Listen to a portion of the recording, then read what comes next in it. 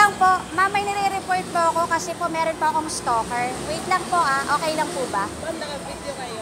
Yes po, sabi po kasi ng pulis. Ano ma'am, Hindi huwag po. po akong isama. Hindi po, kasi po Bakit lumapit po sinasama? kayo sa akin eh. Lumapit Kasi kayo po. palabasin Hindi lang ganito po, pinoprovoke nyo po ako. Ngayon po, Hindi kita pinapagod, ma'am. sige po, ayoko na po makipag-usap sa inyo. Pwede Ano po. po, mag-overstay yung tickets nyo dito. Ha? Mag-overstay po yung tickets nyo. Okay lang po. Wait lang, pinire-report complaint po kasi to. Wait lang po, mama. Okay lang po ba? Hindi naman po kayo nire-report ko, di ba? So, sige. Trabaho lang to, ma'am. Ha? Trabaho lang. Yes po, ma'am. Trabaho. Nagre-report din po ako ng criminal complaint, di ba? Guard po kayo, di ba? Ang 013. 013.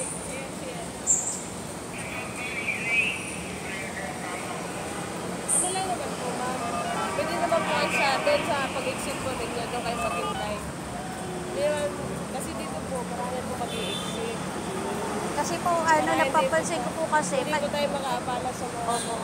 ganito po kasi, ma'am, napapansin ko po kasi, pag iba po ang nag-i-stay dito, tapos may hintay, hindi nyo po sinisita. Tapos pag ako po ang nag-aano dito, may criminal complaint po akong nire-report, ako po yung sinisita nyo. Lahat po nag-i-exit dito, ma'am. Exit po namin. Yun lang po ang inanaig ko. So, patapusin nyo lang po itong criminal complaint ko kasi nagpa-file lang po ako ng criminal complaint. Okay lang po ba kasi meron po akong stalker. Sige.